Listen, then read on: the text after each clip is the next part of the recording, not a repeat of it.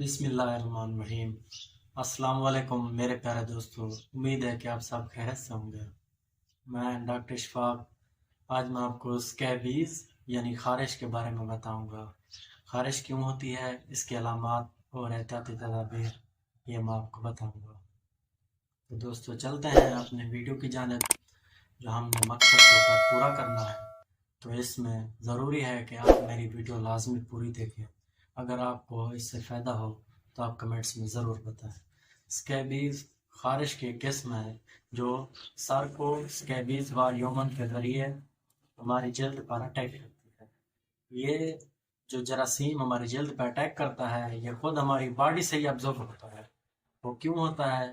جیسا کہ ہمیں غذاؤں کی قلت کی وجہ سے یہ جراثیم آٹومیٹک یعنی یہ جو اٹیک کرتا ہے وہ خود ہمارے جسم سے ہی پیدا ہوتا ہے، جو غذاؤں کے نہ استعمال کرنے کی وجہ سے یا اس کے اینٹی جو غذا ہم کھاتے ہیں اس کی وجہ سے یہ اٹیک کرتا ہے ہمارے جسم پر۔ یہ جراثیم ہماری جلد کی اوپر والی لیئر پر اٹیک کرتا ہے، وہاں رہنے کے بعد یہ وہاں انڈے دینا شروع کر دیتا ہے۔ اس کے جو انڈے ہوتے ہیں وہ اکثر ہماری جلد پہ پھیلتے رہتے ہیں۔ پھیلنے کے بعد وہاں جلد سرخ ہو جاتی ہے، یعنی کہ وہاں میں خارش محسوس یا ان کے کھجلی محسوس ہوتی ہے تو ہم وہاں کھرچنا شروع کر دیتے ہیں۔ اس کے بعد ہماری جلد سرخ ہو جاتی ہے، بعض اوقات کسی کی جلد پہ خون نکلنا شروع ہو جاتا ہے۔ اس کے علاوہ کچھ دائرے والی خارش بن جاتی ہے۔ اس کے علاوہ اور بھی خارش ہیں، جیسا کہ ہماری انگلیوں کے درمیان یہ جو درمیان والی جو ہے یہاں فنگل انفیکشن بھی ہو جاتا ہے، جو دائرے والا ہوتا ہے، اکثر وہ پھیلتا رہتا ہے اگر اس کا علاج نہ کیا جائے تو یہ ایک خارش کی علامات ہیں۔ خارش زیادہ تر اٹیک جو کرتی ہے وہ رات کو سوتے وقت کرتی ہے۔ یہ جو جراثیم ہے وہ زیادہ تقریباً اپنے کام کو بڑھا دیتا ہے، یعنی کہ وہ اٹیک کرنے کے لیے پوری جلد پر حملہ کرنے کے لیے اپنی رفتار تیز کر دیتا ہے، جس کی وجہ سے ہمیں سوتے وقت خاص طور پر جب ہم سوتے ہیں، ریسٹ کر رہے ہوتے ہیں، اس وقت ہمیں خارش محسوس ہونے لگتی ہے، وہاں کھرچنا ہم شروع کر دیتے ہیں، وہاں سے جلد سرخ ہو جاتی ہے۔ اس کے بعد جو جلد کی اوپر والی لیئر ہوتی ہے وہ بھی بلیک کلر میں ہو جاتی ہے یا ریڈ کلر میں ہو جاتی ہے۔ اس کے علاوہ وہاں خون نکلنا بھی شروع ہو جاتا ہے یا پھنچا بن جاتے ہیں یا بڑا زخم ہو جاتا ہے۔ تو یہ کیوں ہوتی ہے؟ اس کی وجہ یہ ہے کہ ہمارے جسم میں ایک قسم کی آئل پایا جاتا ہے جو جسم کی اوپری تہہ پہ ہوتا ہے، یعنی کہ وہ جب آئل ختم ہو جاتا ہے ہمارے سخت غذاؤں کے استعمال کی وجہ سے، جیسے کہ ہم بہت زیادہ ہارڈ غذاؤں کو استعمال کرتے ہیں، جیسا کہ مرچ مسالہ والی چیز ہوگی، بہت گرم چیزیں استعمال کرتے ہیں جو اس جراثیم کے اینٹی ہوتی ہیں، تو ان کے استعمال کرنے سے ہماری جلد کا جو آئل ہے وہ ختم ہو جاتا ہے، آئلی سکن ہوتی ہے وہ ختم ہو جاتی ہے، جس کی وجہ سے ہماری جلد خشک ہو جاتی ہے۔ اس کے علاوہ ہمارے جلد خشک ہونے کی ایک بہت بڑی وجہ ہے کہ ہم پانی کم استعمال کرتے ہیں۔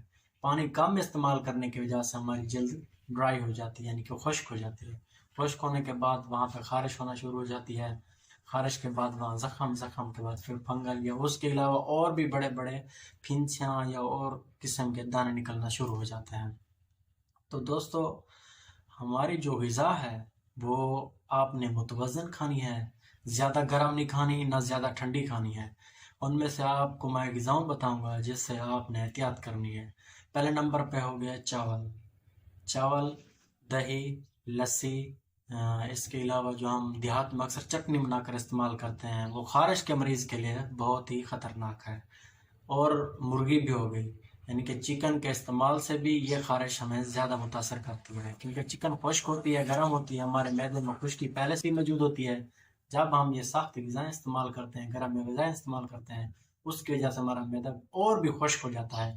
بعض دفعہ آپ نے دیکھا ہوگا اتنی خشک یعنی اتنی گرم چیزیں استعمال کرنے کے بعد ہمارا معدہ خشک ہونے کی وجہ سے ہمیں قبض بھی ہو جاتی ہے۔ تو اس لیے آپ نے ان گرم چیزوں سے احتیاط کرنی ہے، مرچ مسالہ چیزوں سے پرہیز کرنا ہے، سادہ سے سادہ غذائیں استعمال کرنی ہے اور پانی کی مقدار حد سے بھی زیادہ پینی ہے۔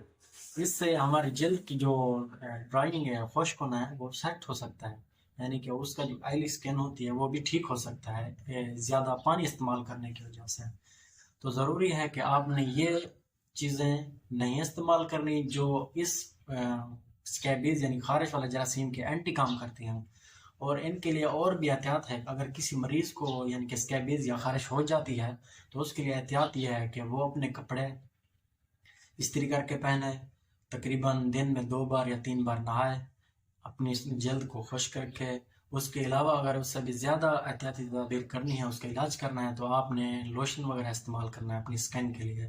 سکن پہ لوشن استعمال کرنے سے آپ کی 100% جو سکن ہے وہ کلیئر ہو سکتی ہے۔ اگر لوشن وغیرہ استعمال نہیں کریں گے یا اس کا علاج نہیں کریں گے، آہستہ آہستہ آپ کی سکن ڈیمیج ہونا شروع ہو جاتی ہے، جس کی وجہ سے آپ کی جلد پہ دھبے، داغ اور بلیک یا ریڈ کلر کے نشان پڑ جاتے ہیں۔ اس کے لیے ضروری ہے آپ لوشن لیں، آپ کی فیملی کو بھی یہ لوشن یوز کروائیں، کیونکہ یہ ایک سے دوسرے کی طرف خارش پھیلتی ہے۔ ایک دوسرے کو پھیلنے سے بچانے کے لیے آپ لوشن استعمال کریں۔ لوشن اکثر رات کو استعمال کیا جاتا ہے، یعنی کہ گردن سے نیچے پورے بدن پہ لگانا ہوتا ہے۔ اس کی لیمٹ یہ ہے کہ آپ اس کو 24 گھنٹے رہنے دیں۔ اس کے بعد آپ نہائیں، کپڑے چینج کریں، استری والے کپڑے استعمال کریں، اپنے بستر کو دھوپ لگوائیں خوب۔ اس کے علاوہ صابن اکیلا استعمال کریں، ٹاول ہو گیا وہ بھی اکیلا استعمال کریں، تاکہ آپ کو ان چیزوں کی احتیاط کرنے سے آپ کا علاج ہو جاتا ہے، یعنی کہ آپ کو میڈیسن کی اور چیزوں کی ضرورت نہیں پڑتی۔ تو اس کے لیے ضروری ہے آپ نے ان چیزوں کا عمل کرنا ہے۔ اگر میری ویڈیو سے آپ کو کوئی فائدہ پہنچتا ہے تو پلیز لائک اور سبسکرائب ضرور کریں، کیونکہ ویڈیو میں آپ کی سپورٹ سے میں اس سے بھی اچھے طریقے سے اور قسم کی بیماریوں کے بارے میں بھی اپلوڈ کرتا رہوں گا۔ So thank you so very much.